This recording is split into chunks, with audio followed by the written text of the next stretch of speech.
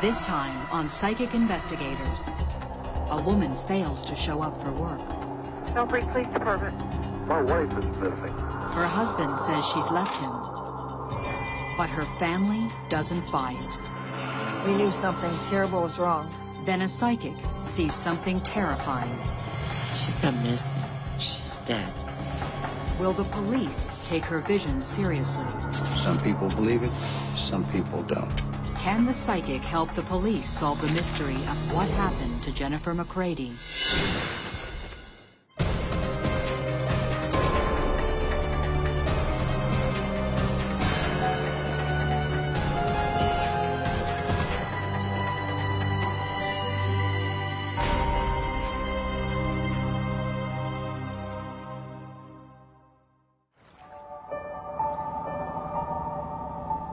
Along the Ohio River, reminders of the booming coal industry float by the town of Belpre, Ohio. It's a quiet working-class town. Families have lived here for generations. An unlikely place for the drama about to unfold with a phone call to the local police, Thursday afternoon, September 19th, 1996. Belpre Police Department. Hi, this is True McCrady. Uh-huh. My wife is missing. I'll have an officer come in and give you a call up there and talk to you. Okay. The call comes from Ohio State Trooper Jack McCrady from his post in Marietta. Trooper McCrady and his wife Jennifer, a nurse, are well known around Belpre. A seemingly happy family. They have 2 small children and are very close to Jennifer's parents. The greatest thing for Jenny was being a mom. She just dearly loved those 2 boys. Jack McCrady is a respected state trooper with 5 years service. He was named the county's Trooper of the Year. He's also a familiar face at the Belpre Police Department. State troopers often use the office when they make arrests in the area. When I worked at the police station, the State Highway Patrol would normally bring people in there, so I got to know Jack from coming in there with people that he's arrested or doing an accident report. They would come there and use our office. The city of Belpre is very small, 6,000 or 7,000 people, an 11-man department. He knows everybody that works there. He was born and raised in the area. Detective Sergeant Dave Garvey is assigned to the case. At first, the detective treats McCrady's call about his wife as routine. Husbands and wives have problems. If any police department actively pursued every missing husband and or wife in the first 3 or 4 hours, probably wouldn't get much work done. 3 hours later, when Trooper McCrady returns home, he calls the Belpre police again. He confirms Detective Garvey's initial thoughts. She is apparently not missing. Okay. She's cleaned out pretty much everything what she owned. Okay. Wedding rings were laying on the kitchen counter. Apparently she's all right. But is she?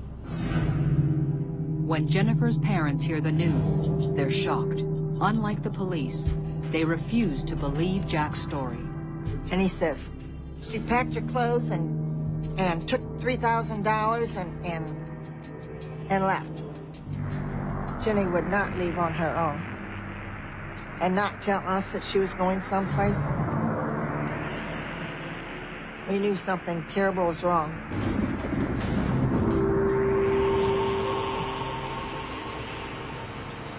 "12 hours later, Belpre police find Jennifer's red Blazer abandoned in the park along the Ohio River. There's no sign of the 31-year-old mother. But a detailed search turns up nothing. No blood, no purse, no sign of a struggle. It's a mystery. It's as if Jennifer McCrady just vanished into thin air. Garvey zeroes in on her husband. All Jack was saying was that he came home from work, she's gone, I think she's with somebody else. Garvey talks to her family, her friends, checks her bank accounts, her phone records. Nothing turns up. Jack's story about her secret lover looks shaky. Co-workers did not believe that she was seeing anybody or had ever seen anybody at all. Her mom and dad just were emphatic that she would never, ever leave. her best friends said she would never leave the boys. Jennifer was a very sweet, heartfelt girl. Everybody liked Jennifer. My first thoughts were, well, maybe had she been in an accident, something had happened, because it just wouldn't be her just not show up or not contact her family. My thoughts were probably the same as everyone else's. Something just didn't sound right. But what? 5 days after Jennifer McCrady disappeared, the entire town is concerned, but police have no real leads. We waited and waited, and we just wondered whether we were even going to, if they were ever going to be able to find her. As the pressure mounts, dispatcher Moni Tanner, who took the first call from Jack McCrady, makes an unusual suggestion. She remembers Washington County had used a psychic from Pittsburgh to help on one of their cases a few years earlier.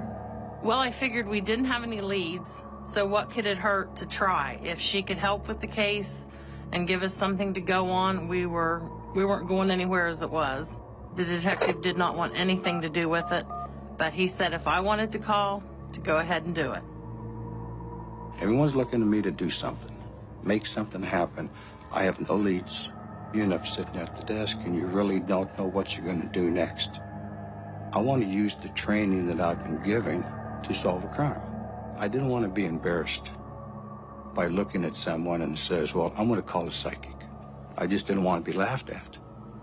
Georgia Rudolph, a psychic who was living in Pittsburgh, has been helping the police with cases for 20 years. It is a phone call that will change everything. One of the first things she said to me was, we have a missing person. And I said, I'm going to tell you, she's not missing, she's dead. There's more to the human being than what you see. It's mind, body, spirit. Everybody has their own vibrational pattern. There have been cases where I have felt like I was almost a part of the situation. There have been other cases where I have felt that the deceased, it's never happened with a missing person because they're not going to get into my mind. The deceased has practically entered my mind or is standing right there. And they feed me the information. Or I feel like I'm experiencing what that person experienced at the end of their life. One of the ways I know if a person has passed is by the intensity of the vibration that I'm getting. If it's a low, more intense vibration, then they're still very much alive and on the earth. If it's a high-pitched vibration, then they've passed. This lady was dead. When I learned the information, it creeped me out. And Moni came back and said, you need to talk with Georgia. And the first day I said, no, I don't. Some people believe it, some people don't. So for probably maybe a day, I didn't call her. 5 days after Jennifer McCrady disappeared, Detective Garvey still has nothing. So against his better instincts, he calls the psychic. In the conversation I had with Georgia on the phone, she said Jennifer was dead. He said, are you sure? And I said, yes. And he said, what happened to her? She was shot in the back of the head once. Then he asked me, do you know who did this? And I said, yes.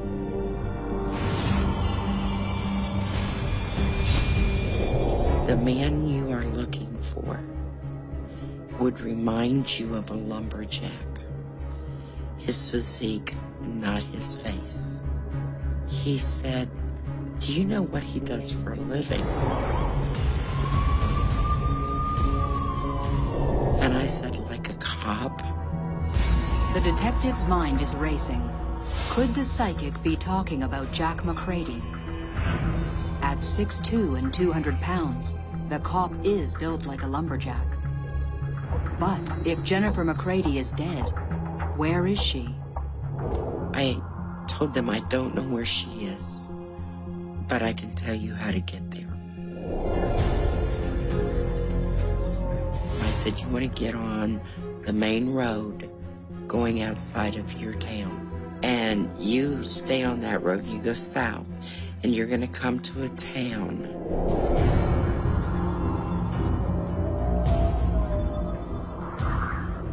It wasn't clear, but you're going to see a road.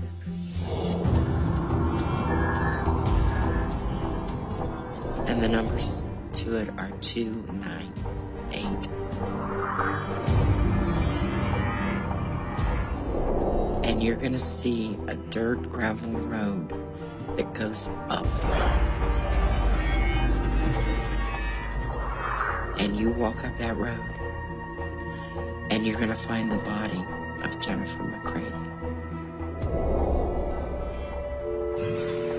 A psychic with no prior knowledge of the case has just told the detective that a heavily built cop killed Jennifer McCrady with a bullet to the head. She's also given him mysterious clues about where to find the body. Could the respected state trooper really have killed his wife? The word of a psychic is not enough for the detective. South of town, 298. Had to look up. I really didn't know what that meant.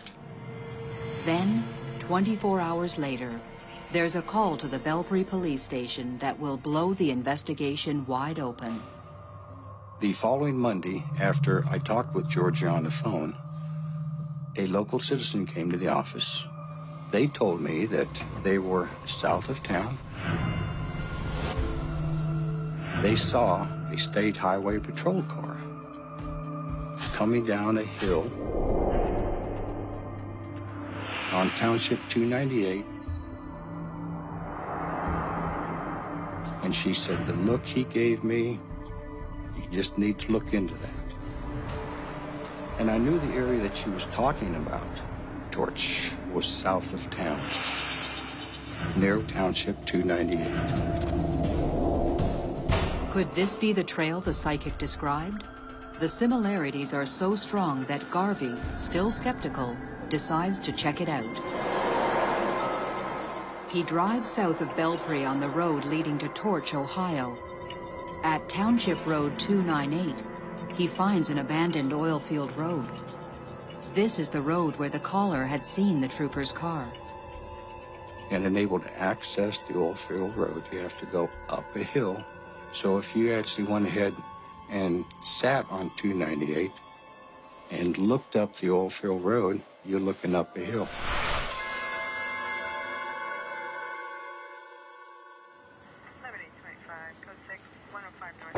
I walked the road back probably 150 to 175 yards.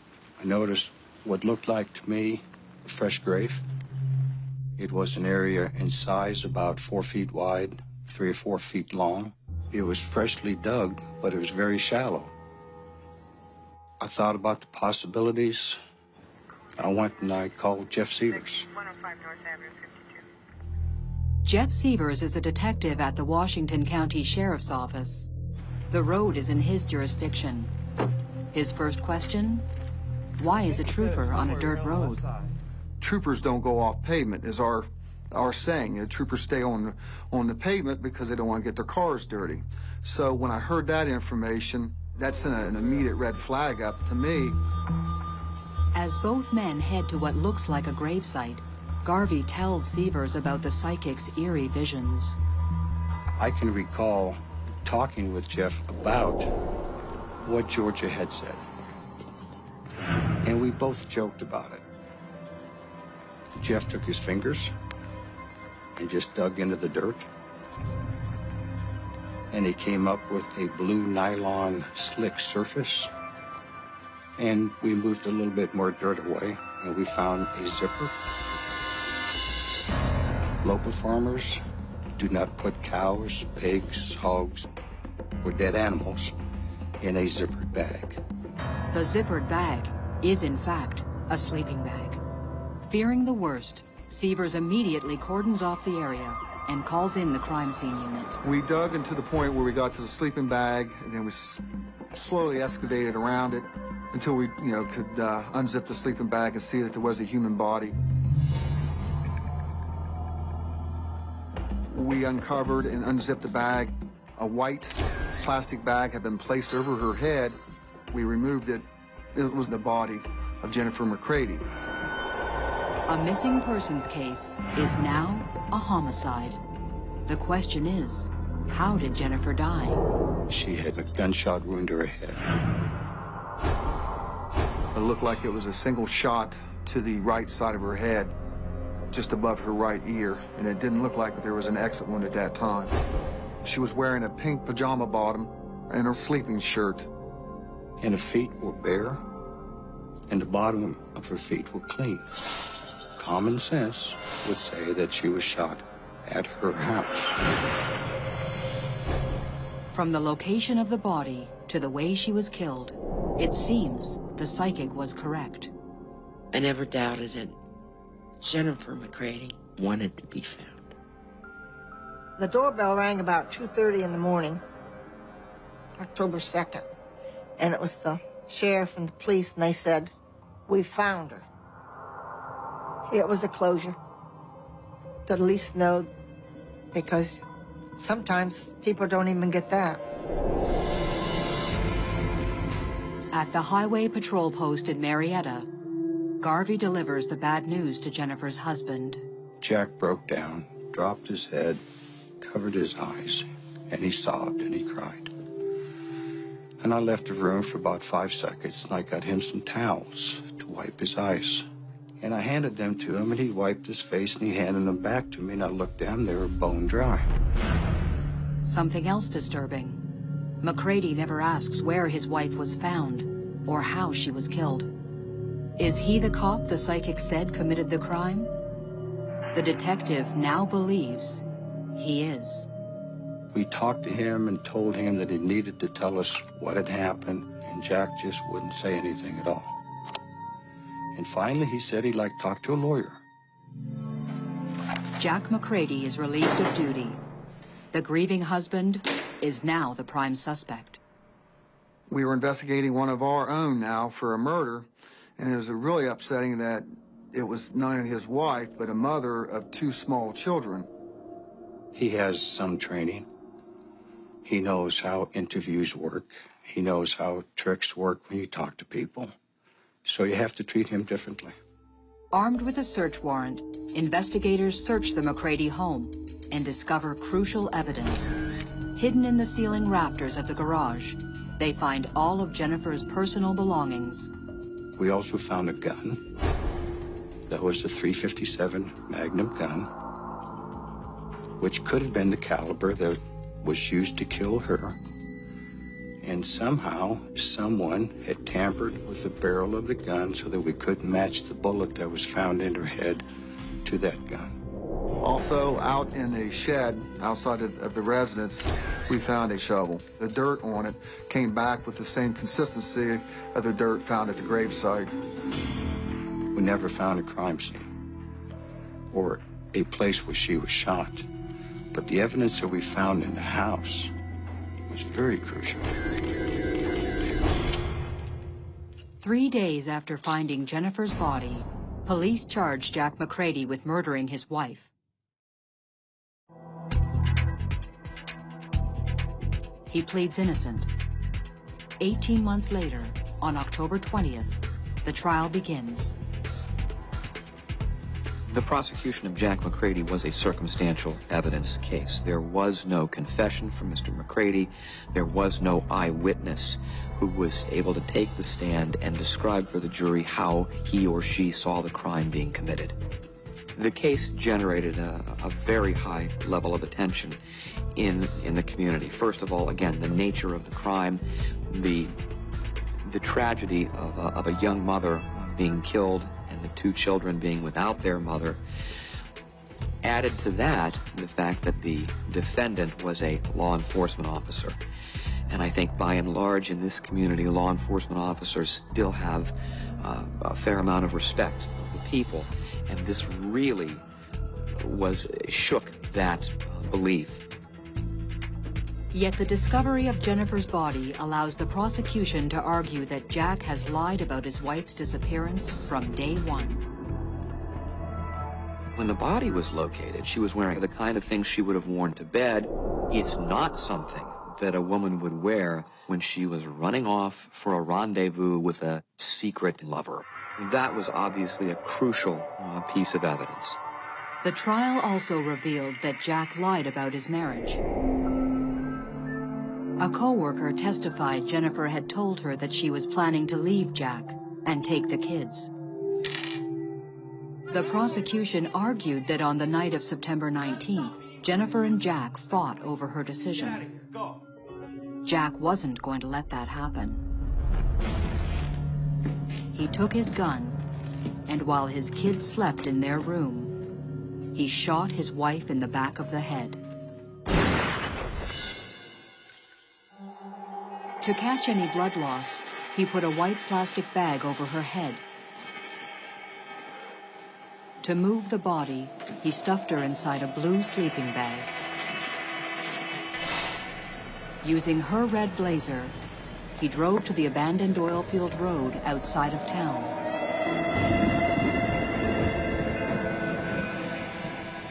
His plan, they argued, was to bury her there temporarily. Later, he would return and move the body to a place where it would never be found. To create a false trail, he ditched the car at the Belpre Park and returned home to his 2 sleeping boys. The jury in Marietta, Ohio, deliberated for 14 hours before reaching its verdict. Guilty. Psychic Georgia Rudolph's amazing visions helped to put a cold-blooded killer behind bars. Georgia's information made a world of difference. It solved the case. Without that information and the resultant discovery of Jen's body, I don't think there would have even been a charge filed against Mr. McCrady. It would have been simply an unsolved missing persons case. Following George's guidelines or thoughts, whatever you want to say, led us to finding Jennifer. We found Jennifer. We found the bad guy. He goes to jail, and the family feels better. A psychic's insight not only helped to solve this case, but helped to change some skeptics into believers. People did not want to believe that Georgia could do it or a psychic could do it, but after it was over with, there was different feelings. Not only did she say where the body would be discovered, she said she was dead before anyone else had reached that conclusion. And then she also said, and she described who had killed her, and then she said, and you might not want to hear this, but the person who killed her was a cop. And so all of those bits of information, I think, were remarkable. Now, looking back, it all, yeah, well, sure, everybody knows that. But when she made those statements, that was not something that most people believed. There is some ironic coincidences there. When you talk about the name early in the investigation, that the man that killed Jennifer was a very strong, well-built man, and she actually used the name of a lumberjack, and ironically, Jack's name is Jack. How Georgia Rudolph acquired the information, I have no idea. It is, I simply can't explain how she was able to provide that information, but thank goodness that she did. From the beginning, Georgia never questioned her insights. For her, it was always about helping people. I got a wonderful letter from the prosecuting attorney. He made it very clear to me that the people of Washington County owed me a debt of gratitude.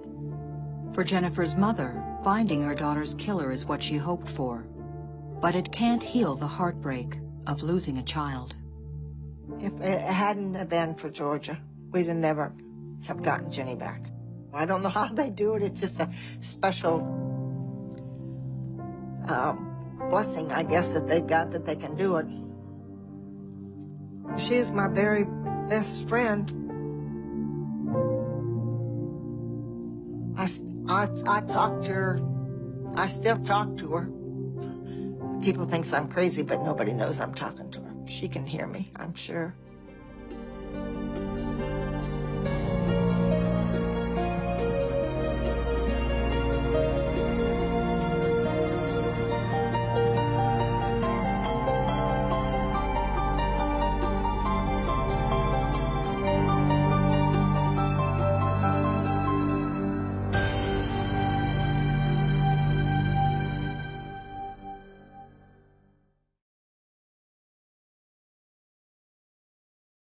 This time on Psychic Investigators.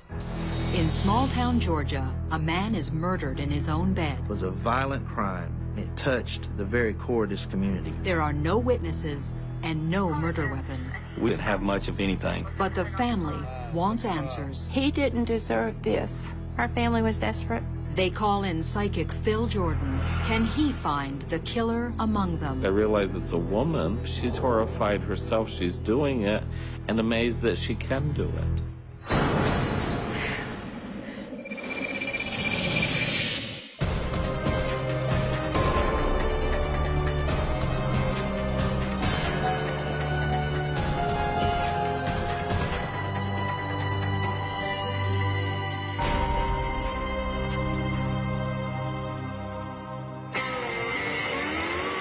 Thomaston, Georgia, about an hour's drive from Atlanta. An old mill town that's seen better days. A sleepy little community where doors are left unlocked. That is, until one late summer day in 2002. 8:30 in the morning, September 9th. A neighbor arrives at Thomas Bragg's front door. Bragg, a roofer, has recently broken his leg in a fall. His neighbor has offered to take Bragg on some errands. When no one answers, the neighbor steps inside. In the bedroom, he makes a disturbing discovery.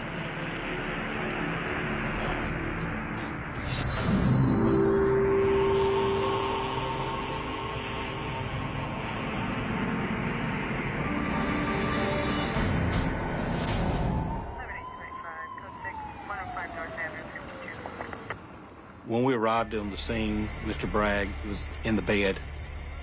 He had the pillow over his face. Sergeant Tim Ledbetter is the lead investigator. He was tucked in the bed like somebody had placed him there. But who? The killer? This is murder. Ledbetter calls the Georgia Bureau of Investigation for help.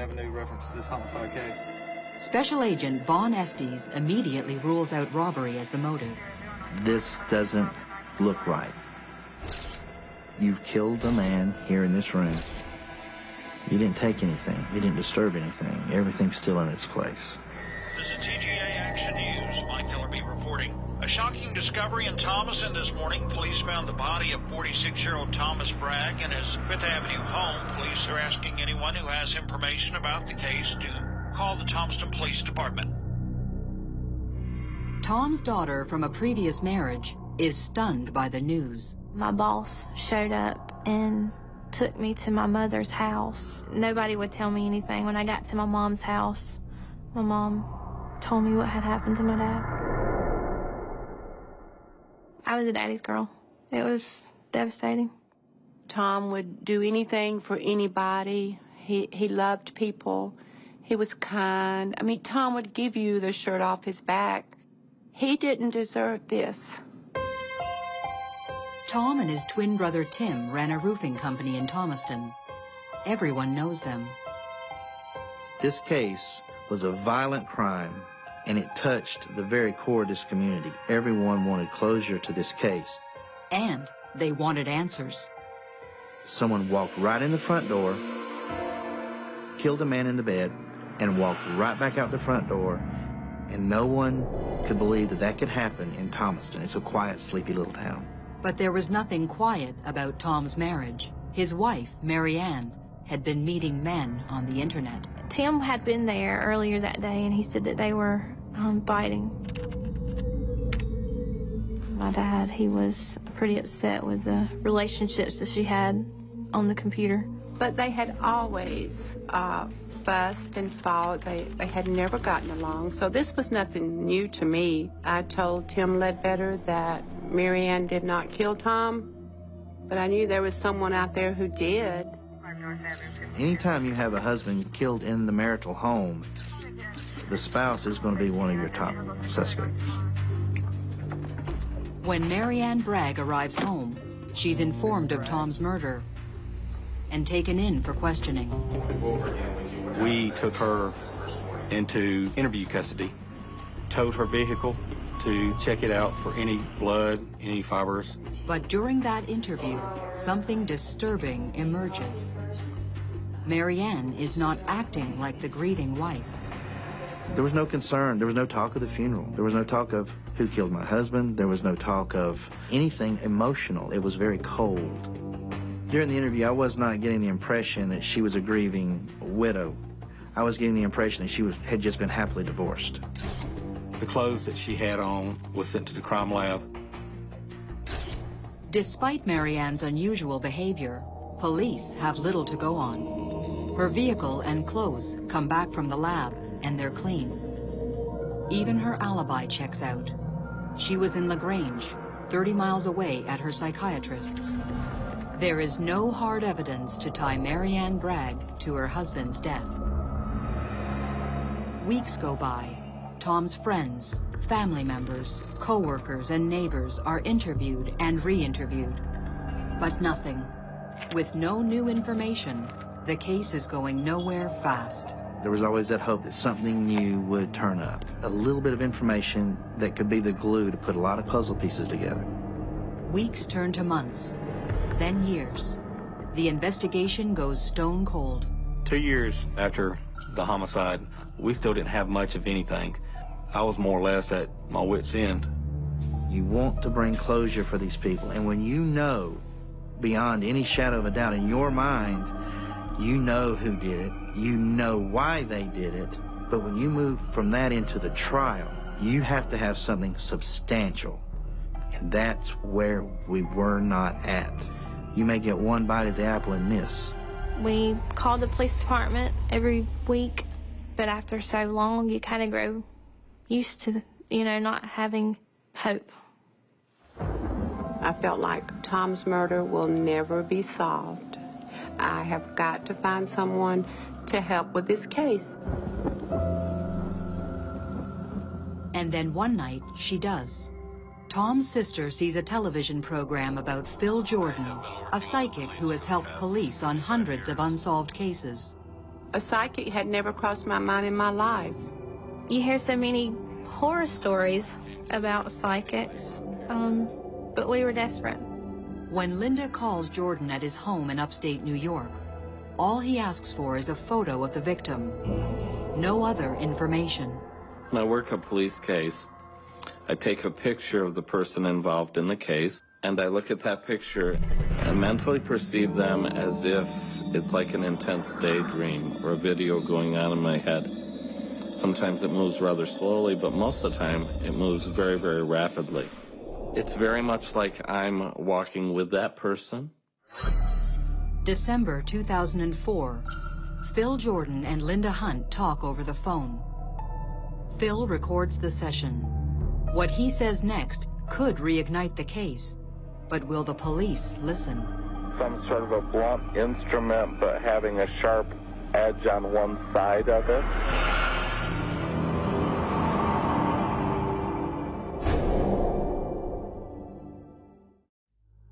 Thomaston, Georgia. A man is bludgeoned to death in his own bed. After 2 years, the case is cold. Desperate for answers, the family contacts psychic Phil Jordan, who immediately zeroes in on the murder weapon. Some sort of a blunt instrument, but having a sharp edge on one side of it.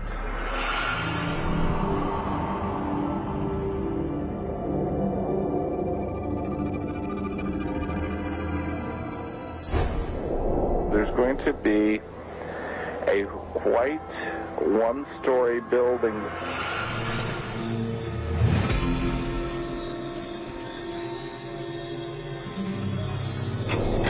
Maybe would have been doctor's offices or something of that nature. And it feels like there's got to be a man connected with that somehow has knowledge of or was involved in the commission of the crime. A white building. A blunt object. What does it mean? When I hung up that phone, I was on cloud 9. I knew we were fixing to get some help with Tom's murder. Thomas was a twin, and I can't perceive anything like that happening to my twin or a sibling and having it be unresolved. So I felt, for Linda's sake as well as for Thomas's sake, I had to do what I could to help resolve this case. But will the police take the word of a psychic seriously? I wasn't comfortable talking with Phil. I was always taught the scientific way of doing a case. You know, going for the evidence, going for the fibers, going for the fingerprints. Someone that saw something that didn't see something, I never believed. But we heard several things that nobody else would have known about the case except for the ones that were working the case. We still felt that Maryanne was the key suspect, but still in 2004 we did not have the proper evidence to convict her, but we were still hopeful. 7825, code 6, 105 North Avenue. Although skeptical, the police have nothing to lose. They decide to bring Jordan to Thomaston. First place we went to was the location of the murder. No one had lived there since the murder. 7825, code 6. We allowed Phil to be on his own. We let him guide us. You immediately begin to feel the morbidity, the darkness of what happened there.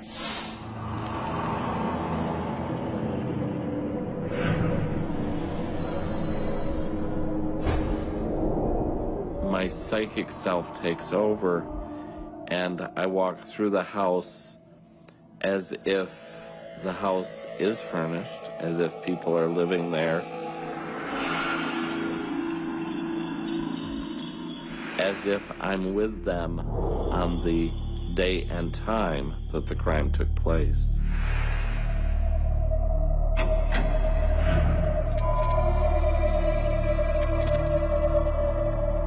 He kept seeing dollar signs. He mentioned that the reason that Thomas was killed was a good possibility that the motive was for money. When Phil, he was giving us the impression of what he saw, he didn't know that we knew about the insurance policy. We didn't tell him that we knew about the insurance policy. The police know that Maryanne took out a $25,000 life insurance policy 7 months before Tom's death. But that on its own isn't enough to build a case. And to the left, there's a room that's intriguing to me. Psychically intriguing. There's something about that room.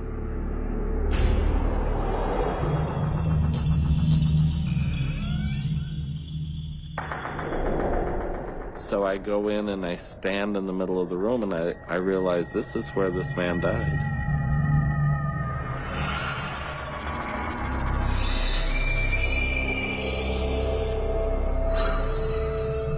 He ended up taking us into the room where the murder had occurred without us even telling him where it was.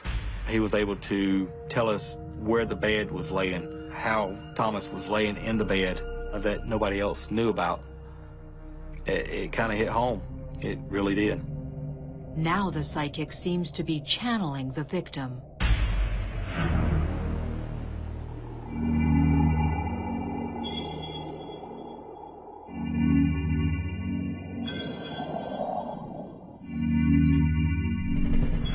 Suddenly I'm hit in the head.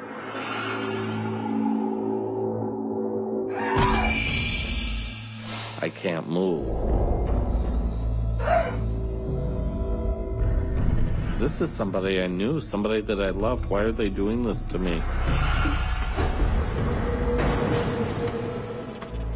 Even more chilling. Now he becomes the killer.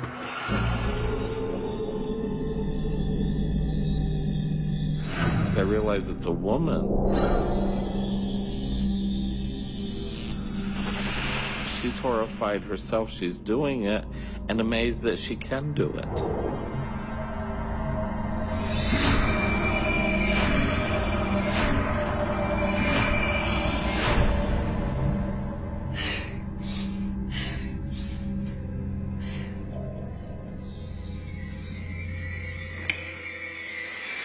How the person was swinging the item. He gave us the picture of a hammer, where she might have stood.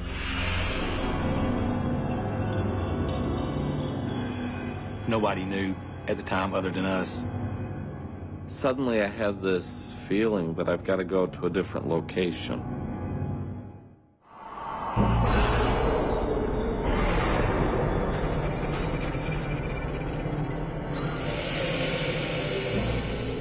I leave the room, tell the detectives we've got to get in the car, and I will direct you to where we have to go. He wanted to get in the car and drive.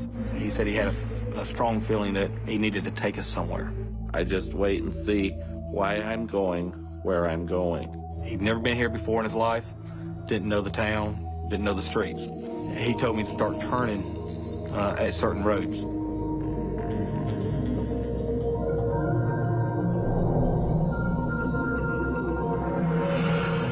Now we have to go 2 blocks. We'll turn left.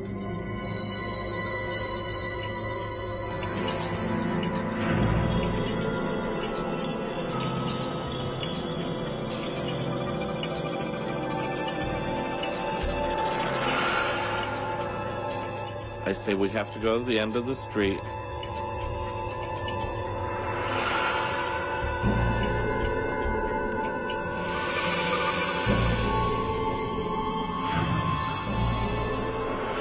And turn right. We turn into a driveway, and I guess this is when I get cold chills, just thinking about looking back over it. At the same time, I was getting cold chills then. There's something about that apartment that is connected to this crime.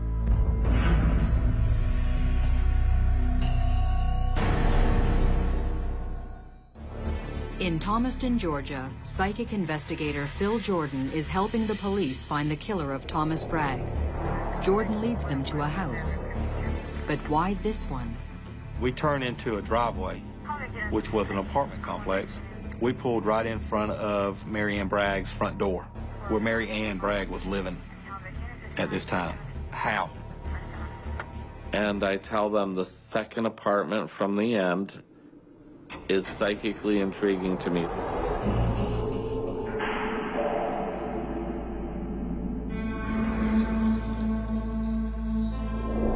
There's something about that apartment that is connected to this crime, and there is no doubt in my mind. That was just amazing. Without being told anything, Jordan has taken the cops straight to their original prime suspect's new home. They are convinced now, more than ever, that Maryanne Bragg killed her husband. Before leaving Thomaston, Jordan offers the police more intriguing psychic clues. I sense copper, Louisiana,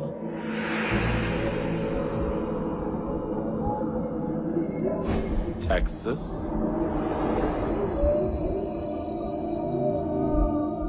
When I left Georgia, they said this case is going to end in conviction, and I knew that it would be resolved.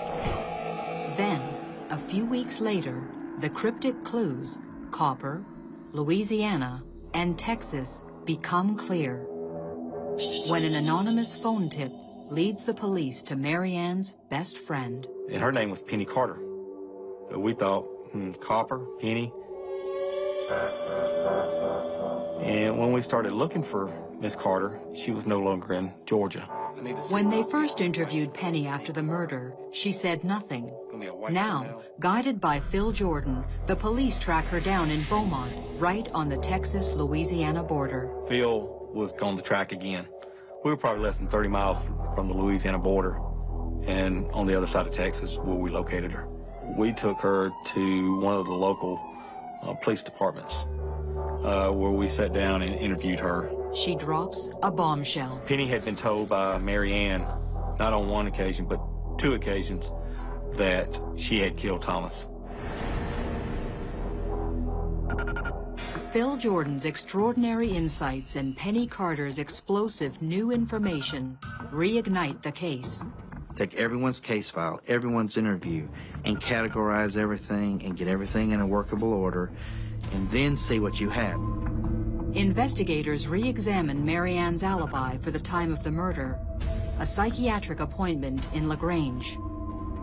Maryanne's psychiatrist has steadfastly refused to break doctor-patient confidentiality. White, one-story building, maybe would have been doctor's offices. Got to be a man connected with that somehow has knowledge of the crime.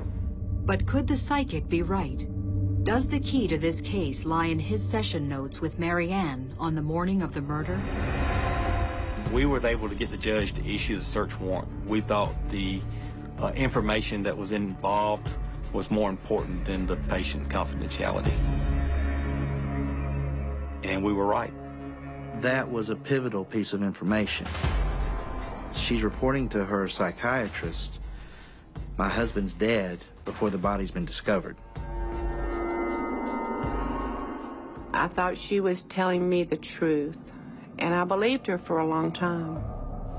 Maryanne Bragg is arrested on November 7th, 2005. 10 months later, the trial begins. Miss Bragg, did you kill your husband? No, sir. The prosecution argues that Maryanne Bragg struck her husband repeatedly on the left side of the head with a blunt instrument, covered his head with a pillow, and left for her doctor's appointment in LaGrange. As the trial unfolds, it becomes clear that Phil Jordan's visions were dead on. First, the cryptic connection to copper when Penny Carter tells the court what Maryanne told her. What would you do or say if I killed Tom? Did you go to the police? No, I didn't. I was scared. Then, the doctor's notes from the morning of Tom Bragg's murder. Did Maryanne Bragg see Dr. Andrews that day? The notes say that she did. Heath English is the assistant district attorney. The doctor's log indicated when he met with Maryanne, she was quite upset. The reason for her state that morning was that her husband had been found dead. At that point in time, no one had contacted Maryanne Bragg. And finally, the motive. The main motive in this particular case was money. After a 4-day trial, Maryanne Bragg is found guilty and sentenced to life in prison. Her lawyers immediately file an appeal. When talking to people, and they ask me who is the most cold and diabolical and ruthless person I've ever encountered, I say the name Maryanne Bragg. Without the visions of psychic Phil Jordan, the evidence leading to her conviction may never have been found. How did he see what no one else could? I think many times people's skepticism allows them to close a door that they may have wished could have been left open. Her statements to Penny, the statements made to the doctor, helped bring everything together. And without those two, to this day, I don't think you have a complete picture. Dealing with Phil throughout this case, it opened my mind to think more outside the box. Phil Jordan, with the help of the detectives, I give all the credit to. Phil Jordan is my hero.